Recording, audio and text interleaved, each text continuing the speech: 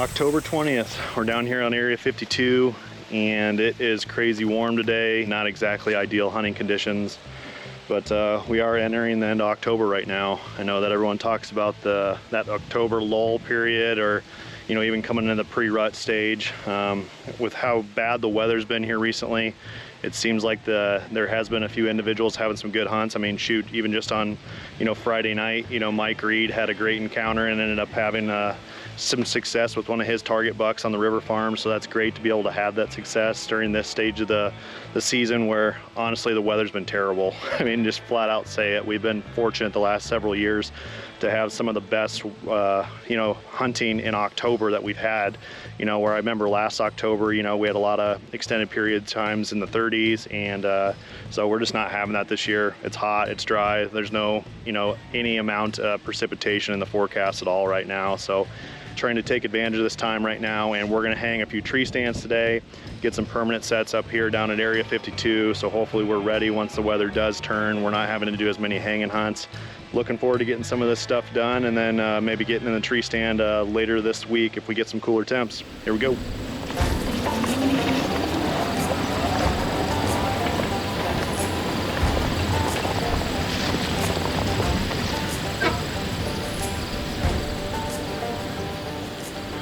Well, we were just getting back here. This is far west side of Area 52 right now.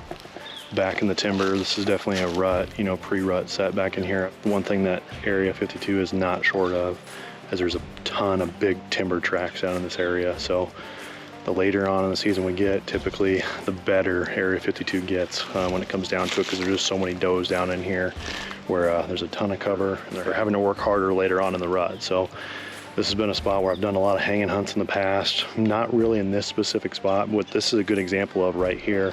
If I would have been back in here, I could have killed T-Bone, definitely earlier on in the season, because I've always run a trail camera back in here, and he was really frequent on this side of the farm coming through this area. It seems like it's relatively predictable because there's a fence gap here where they want to come through this fence gap. There's a bunch of white oaks back behind me. Definitely no shortage of trees to pick from. I think the biggest thing is I need to be nitpicky on what my wind's gonna do. So theoretically, you're gonna be hunting a lot of northwest winds in this spot. I do have this trail system that I manage that goes back into the timber. I wanna make sure that if they do walk that actual trail system, they're not gonna get downwind of us the whole time, because I've kind of created the path of least resistance for them. So I think I'm gonna go with this white oak right behind me. I like where it sits. It's got a ton of cover. I worry that if I get a little bit farther back, which there's some good trees back behind me too, that would probably be a little bit better for the wind.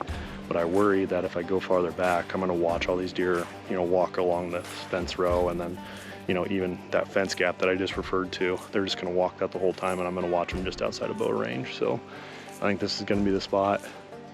Be really good on a thermal morning when it's rising. And then also if I have a good northwest wind, I think anything that walks this path, we're just gonna blow it right over top of them. I've had really good success with that. And I think that that's something to think about too when you're setting up these stands. If you do have any of these trail systems, if you have sustained wind gust and you can blow over top of them, that can be something that's super effective as far as like adjusting which tree stand you're gonna hunt from. You can always blow that wind over top of them as long as it's a sustained 10+ mile-an-hour wind. A lot of times you can just carry that right over top of them.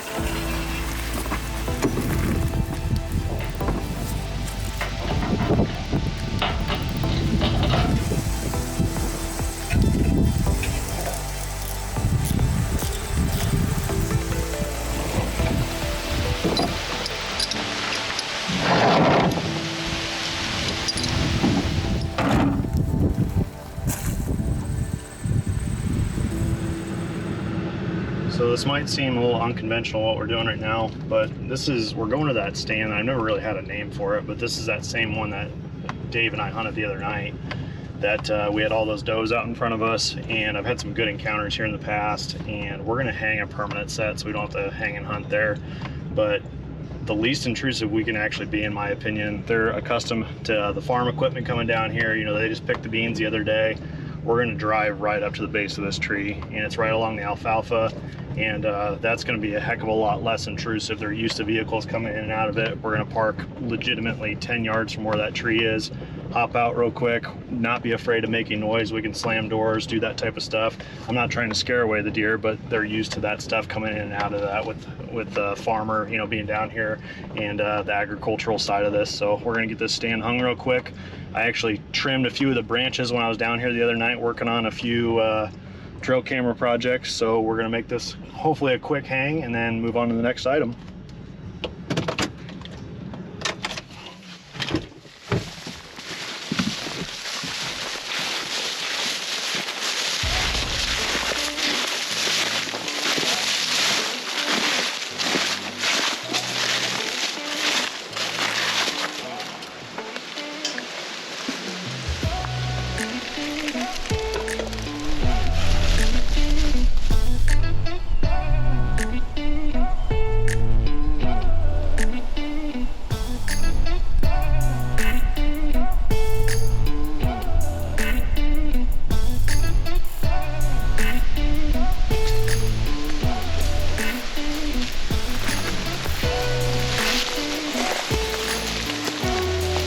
Done.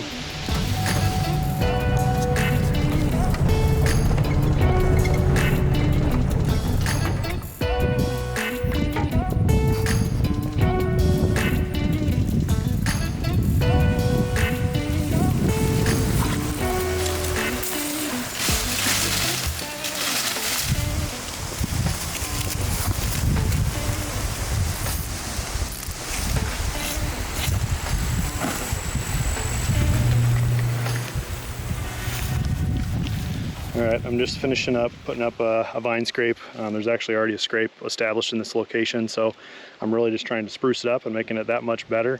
But one of the things I think we need to be mindful of, especially as we get to the end of October here, is that if you have trail cameras that aren't working for you, don't be afraid. On a day like today, it's windy, hot, humid conditions, you know, so I don't really feel like I'm giving up too much for, you know, not hunting this afternoon.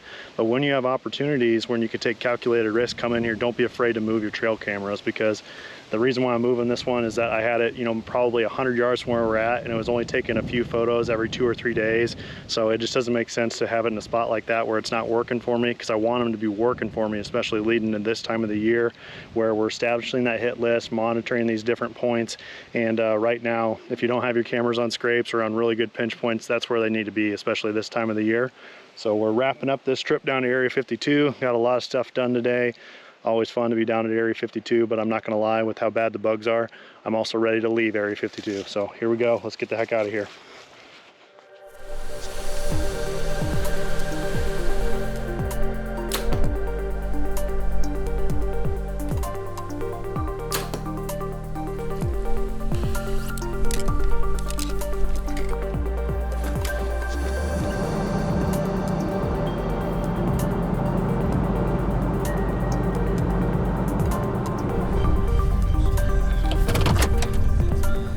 I mean, the odds of him coming to pick this corn tonight is probably pretty minimal, right?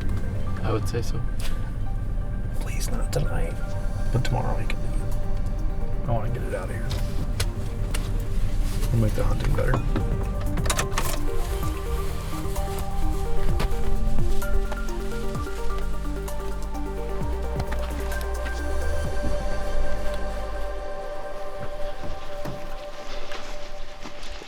October 24th.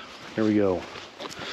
Just getting down to Area 52, just a little after 3:30 right now. Gosh, I can't believe how early we are today. First time we've been on time all season. Maybe that'll be the magic sauce for tonight. Give us some new luck. But southeast wind tonight. It's a high in mid 60s today, so still a little cooler. Definitely better conditions than we've had. Yesterday was really good, but unfortunately I wasn't able to get out. I had some personal stuff I was dealing with yesterday. But Dave and I are headed to that pond set. Excited to get out tonight. It's that southeast wind. I think a lot of times it'll bring in different fronts, right? So there's a thunderstorm down to the south right now, and I was looking at the Onyx weather there for a little bit to see what it was going to do, and it looks like it's actually going to split and go around us. But the wind and the conditions are telling me to go to the pond, but also Sqaush was on that camera quite a bit last night. He's been pretty frequent in that area, and last night it looked like he was almost bumping some does around that clover, so I think that this is probably the best spot to have an encounter with him tonight. He's one that I'm really looking forward to seeing on the hoof, so maybe he'll make an appearance tonight.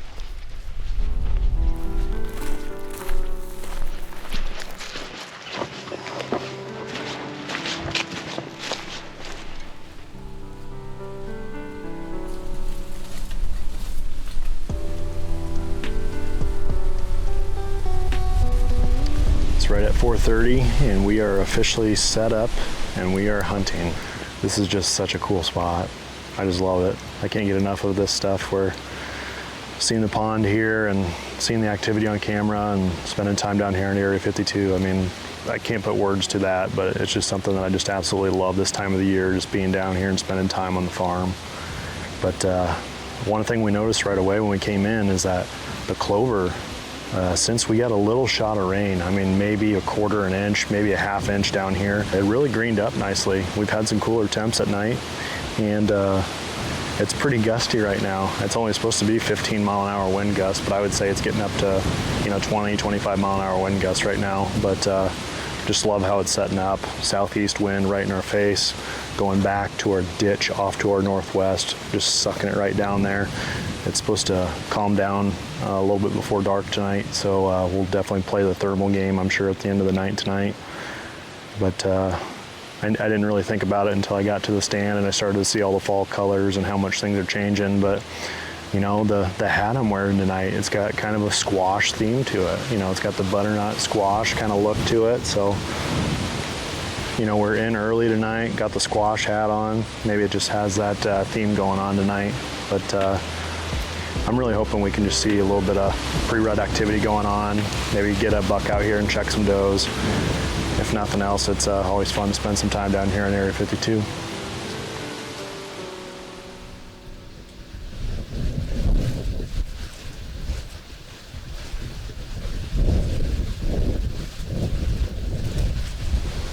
There's a small buck with them too.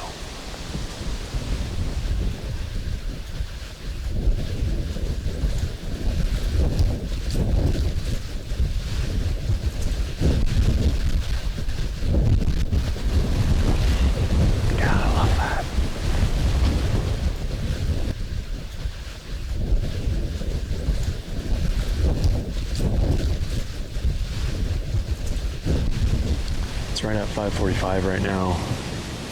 Hadn't been a whole lot going on there for a little while. I don't know if it was just because of those two fronts that split off, if we're seeing a little bit of that, but it's definitely windier than what they forecasted.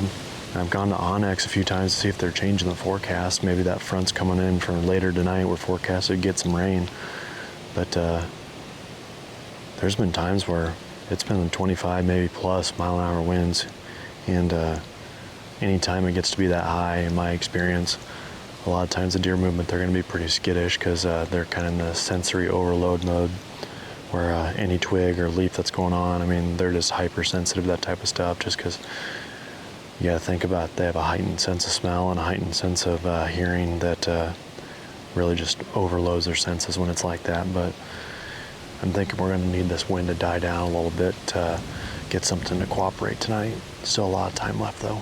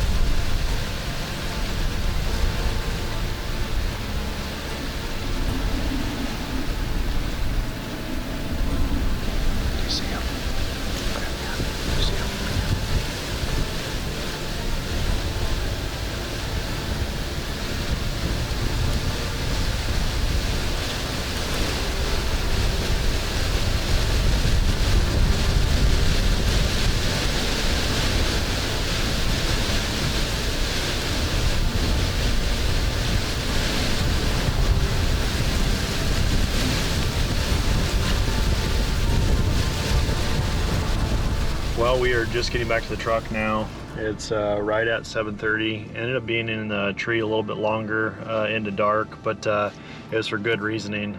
I saw a mature buck coming across the field, and I wasn't sure if it was Sqaush right away. And even as we were walking out tonight, I was like confirming with Dave, that was Sqaush, right? Like, and it was definitely him. I mean, there were a few glimpses that I got where you could see that protruding forehead that he has going on, and you know, he worked his way all the way across the field and bumped off a little doe, or a little buck, I should say. And it's just cool to see that type of behavior. You know, every deer in that field knew tonight that Sqaush was the top dog. So he postured up a few times, and he even ran at a couple does and just checking them. So fun hunt tonight, fun to see him on the hoof, and it just feels like the hunting's just going to continue to get better and better. And this weekend I think we're gonna definitely come out and hunt some morning hunts too. So hunting is just starting to kick off here in southern Iowa, and looking forward to what this next chapter is going to bring. This is the equivalent of a 180-inch toad right here.